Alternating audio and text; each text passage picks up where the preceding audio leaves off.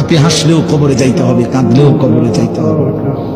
রাজপ্রাসাদের ওই অট্টালিকাতে যে থাকে সেও একদিন মরে যাবে, জীর্ণ কুঠিরে কুড়ে ঘরে যে থাকে সেও মরে যাবে। জীবনে যে কোনোদিন সুখ দেখে নাই দুঃখের সাগরে, তারও মৃত্যু হবে।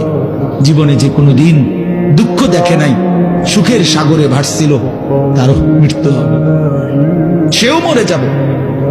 কবর নিশ্চিত, কবর নিশ্চিত।